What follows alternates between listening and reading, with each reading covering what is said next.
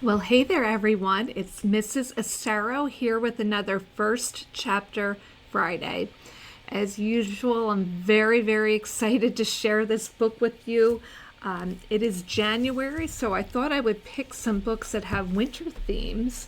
And the book that I have selected for you today is a classic, and it is called The Lion, the Witch, and the Wardrobe by C.S. Lewis. Before we begin, I want to make sure that you have your First Chapter Friday sheet. It's free. I will link it in the video description. It's a great way to keep track of what you're hearing, and when you're ready for a new book, you have something to refer to. Maybe keep them in a reading notebook. And like I said, be sure to grab that in the video description. So before we get started, I'd like to read you a little bit about The Lion, the Witch, and the Wardrobe from the book jacket. Okay. "This is the land of Narnia," said the fawn, "where we are now, all that lies between the lamppost and the great castle of Cair Paravel on the eastern sea. And you have come from the wild woods of the west." I got in through the wardrobe in the spare room," said Lucy. What begins as a simple game of hide and seek quickly turns into the adventure of a lifetime when Peter, Susan, Edmund, and Lucy walk through the wardrobe and into the land of Narnia. There they find a cold, snow-covered land frozen into eternal winter by the evil White Witch. All who challenge her rule are turned into stone. Narnia, once filled with all manner of talking beasts, dwarfs, giants, and fauns, is now a dark, joyless wasteland. The children can only hope that Aslan, the great lion, will return to Narnia and restore beauty and peace to the land. But will the power of Aslan be enough to conquer the dark magic of the White Witch? Okay. Like I said, this book is considered a classic. It was written in 1960, before I was born. So that's a really long time ago. And we are going to read chapter 1, which is called Lucy Looks into a Wardrobe. Once there were 4 children whose names were Peter, Susan, Edmund, and Lucy. This story is about something that happened to them when they were sent away from London during the war because of the air raids. They were sent to the house of an old professor who lived in the heart of the country, 10 miles from the nearest railway station and 2 miles from the nearest post office.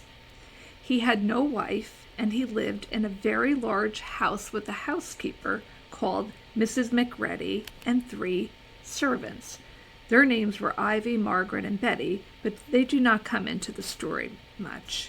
He himself was a very old man with shaggy white hair which grew over most of his face as well as on top of his head, and they liked him almost at once. But on the first evening when he came out to meet them at the front door, he was so odd-looking that Lucy, who was the youngest, was a little afraid of him, and Edmund, who was the next youngest, wanted to laugh and had to keep on pretending he was blowing his nose to hide it. As soon as they had said good night to the professor and gone upstairs on the first night, the boys came into the girls' room and they all talked it over. "We've fallen on our feet, and no mistake," said Peter. "This is going to be perfectly splendid. That old chap will let us do anything we like." "I think he's an old dear," said Susan. "Oh, come off it," said Edmund, who was tired and pretending not to be tired, which always made him bad-tempered. "Don't go on talking like that." "Like what?" said Susan. "And anyway, it's time you were in bed." "Trying to talk like mother," said Edmund. "And who are you to say when I'm to go to bed? Go to bed yourself." "Hadn't we all better go to bed?" said Lucy. "There's sure to be a row if we heard talking here."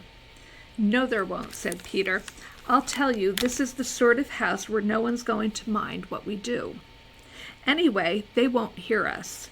It's about 10 minutes walk from here down to that dining room, and any amount of stairs and passages in between." "What's that noise?" said Lucy suddenly. It was a far larger house than she had ever been in before, and the thought of all those long passages and rows of doors leading into empty rooms was beginning to make her feel a little creepy. "It's only a bird, silly," said Edmund. "It's an owl," said Peter. "This is going to be a wonderful place for birds. I shall go to bed now. I say, let's go and explore tomorrow. You might find anything in a place like this. Did you see those mountains as we came along? And the woods? There might be eagles. There might be stags. There'll be hawks." "Badgers," said Lucy. "Foxes," said Edmund. "Rabbits," said Susan. But when next morning came, there was a steady rain falling so thick that when you looked out of the window, you could see neither the mountains, nor the woods, nor even the stream in the garden. "Of course it would be raining," said Edmund. They had just finished their breakfast with the professor and were upstairs in the room he had set apart for them, a long, low room with 2 windows looking out in one direction and 2 in another. "Do stop grumbling, Ed," said Susan. 10 to 1, it'll clear up in an hour or so. And in the meantime, we're pretty well off. There's a wireless and lots of books." "Not for me," said Peter. "I'm going to explore in the house." Everyone agreed to this, and that was how the adventure began.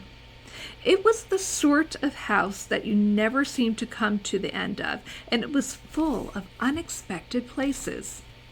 The first few doors they tried led only to spare bedrooms, as everyone had expected that they would, but soon they came to a very long room full of pictures, and there they found a suit of armor, and after that was a room all hung with green, with a harp in one corner, and then came 3 steps down and 5 steps up, and then a kind of little upstairs hall and a door that led out into a balcony, and then a whole series of rooms that led into each other and were lined with books, most of them very old books and some bigger than a Bible in a church.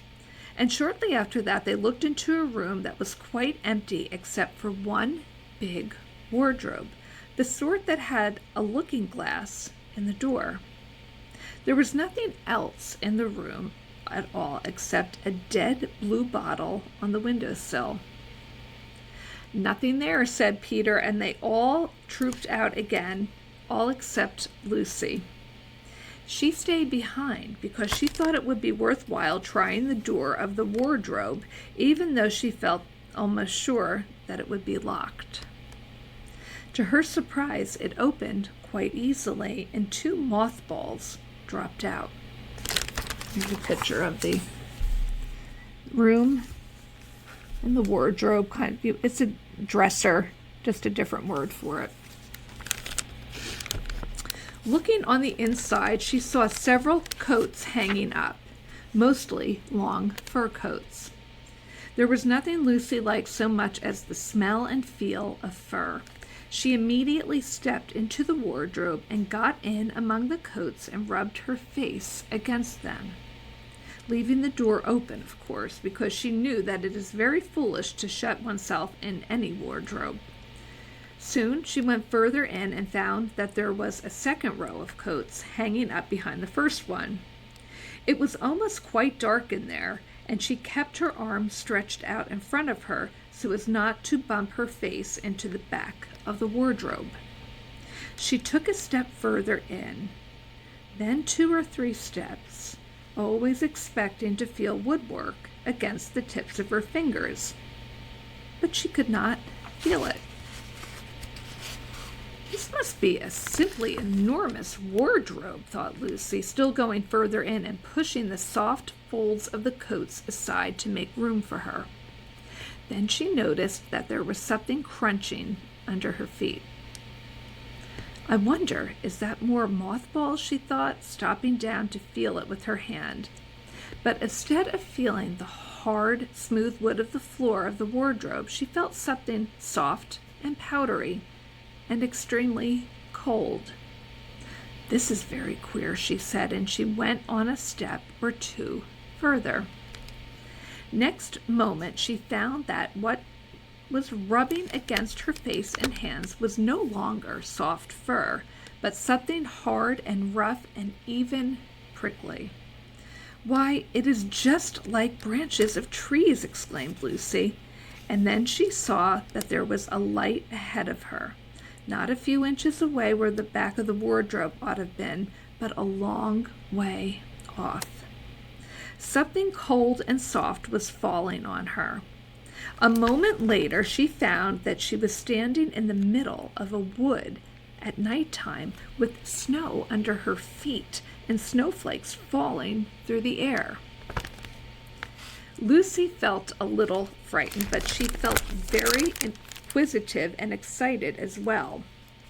She looked back over her shoulder, and there, between the dark tree trunks, she could still see the open doorway of the wardrobe and even catch a glimpse of the empty room which she had set out. She had, of course, let the door open, for she knew that it is a very silly thing to shut oneself up into a wardrobe. It seemed to be still daylight there. "I can always get back if anything goes wrong," thought Lucy. She began to walk forward, crunch, crunch, over the snow and through the wood toward the other light. In about 10 minutes she reached it and found it was a lamp post.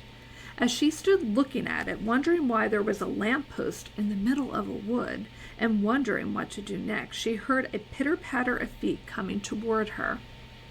And soon after that, a very strange person stepped out from among the trees into the light of the lamp post.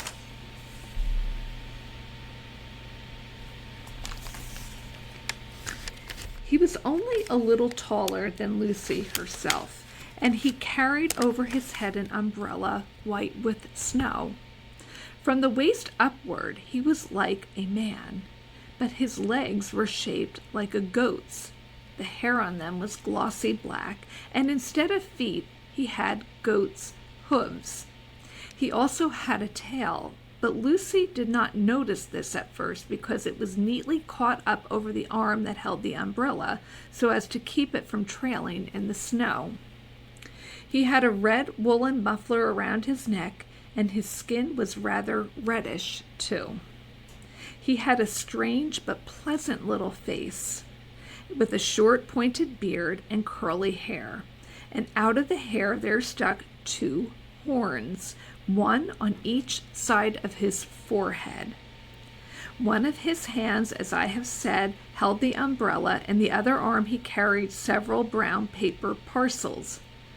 What with the parcels and the snow, it looked just as if he had been doing his Christmas shopping.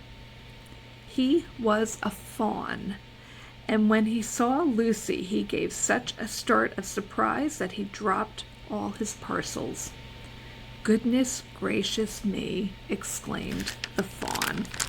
And I just want to show you the end of the chapter, how the word fawn is capitalized, F-A-U-N. Okay? I really hope that you'll check this book out. It is a real classic. It is one that kids still love today. I have read this book many, many times, and it never gets old to me. And I really recommend it for the winter months because it is set in the snow and in a winter fantasy land. So I hope that you enjoyed it. Be sure to join me next Friday where I'll be continuing with some more really good winter reads. If you have anything that you'd like me to feature on my channel, just drop me a note in the comments and I'll do my best to make it happen. Until then, I'll see you next Friday, and happy reading.